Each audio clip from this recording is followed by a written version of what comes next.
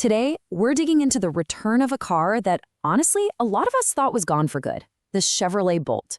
This was one of the original affordable electric cars, and now it's back with brand new tech, a totally different mission, and yeah, some pretty big promises. So let's get right into it.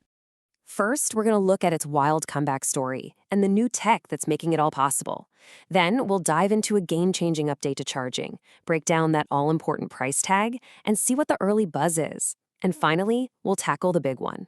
Is this really the EV for everyone? To really get why the new Bolt is such a big deal, you have to understand where it came from. The original was a true trailblazer. But then, poof, it was gone, leaving this huge gap in the market for a practical, affordable electric car.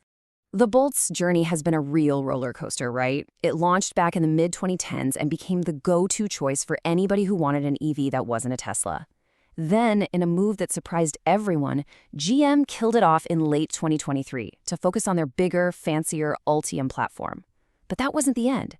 Turns out people really missed it, and by popular demand, its return was announced. It's set to launch in Canada in early 2026 as a 2027 model.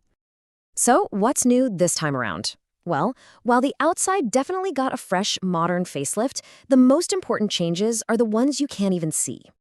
And here it is. It's definitely sharper, more modern looking, but the real headline grabber, the thing that makes this car's return so significant, is the brand new battery tech hiding under the floor. The new Bolt is going to use a lithium iron phosphate battery, or LFP. And this is a huge deal. See, this LFP chemistry is way cheaper to make, and it's also more durable than the batteries in the old Bolt. And that's the secret sauce right there. This tech lets Chevy keep the price down while still giving you a reliable, long-lasting car. And what does that new battery get you? Well, GM Canada is estimating a range of about 410 kilometers on a full charge. That's more than enough for the daily grind and most weekend trips, and it really helps tackle that range anxiety that holds so many people back from going electric.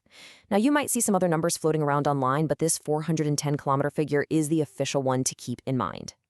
Okay, outside of the battery, probably the single biggest quality of life improvement is how you charge this thing. This is a massive step away from the confusing mess of different plugs and adapters that early EV drivers had to put up with. The difference here is just night and day. The old way meant fiddling with proprietary ports, carrying around clunky adapters, and dealing with slower charging. But the 2027 Bolt, it adopts the NACS port, which is, you guessed it, the Tesla standard. That means you can pull up to a Tesla supercharger and just plug right in. No adapter, no fuss. It's just simpler, cleaner, and a whole lot faster. And this chart just says it all, doesn't it?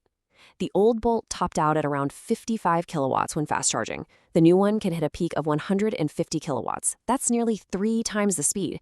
It means you're spending way less time waiting around at a charging station on a road trip. So the new experience is literally this simple. Find a Tesla supercharger, plug in, and you're good to go. This just wipes out a huge barrier for anyone who's been worried about how complicated public charging can be. It just works. Of course, none of this tech stuff matters if the car is too expensive. The Bolt's whole identity is built on being affordable, so let's talk numbers. Okay, for Canada, the base LT trim, which is your value-focused daily driver, is estimated to start around $43,470 plus tax. Now, if you want a sportier look and a few more bells and whistles, the RS trim will probably start somewhere north of $46,000. Now, this is a really important heads up. If you're looking around online, you are definitely going to see much lower US prices. We're talking around $30,000 for the LT. You have to remember that Canadian pricing is different because of things like import fees, taxes, and different government incentives. So if you're in Canada, those numbers we just talked about are the ones you want to focus on. So the car isn't even out yet, but the announcement has already created a ton of buzz. Let's take a look at what the early reports and reactions from the public are saying. The biggest wins are crystal clear. People are absolutely thrilled about having native access to the Tesla supercharger network. That is a massive upgrade. The strong value proposition and that very practical 410-kilometer range are also getting a ton of praise. It seems like this combination is really hitting a sweet spot for a lot of people. But, it's not all perfect. There are some big question marks, too. GM is ditching Apple CarPlay and Android Auto for its own built-in system, and let's just say the reception to that has been mixed. Then there were those confusing early range estimates from some dealers we talked about. And of course, the big unknown is how government EV incentives might change by the time this car actually launches. So when you put all of that together, let's just zoom out for a second. Why does the return of this one specific car matter so much for the future of electric vehicles as a whole? Here's the bottom line. As a lot of EVs get bigger, more luxurious, and way more expensive, the market was left without a true, affordable workhorse. The 2027 Bolt is jumping right back in to fill that exact role.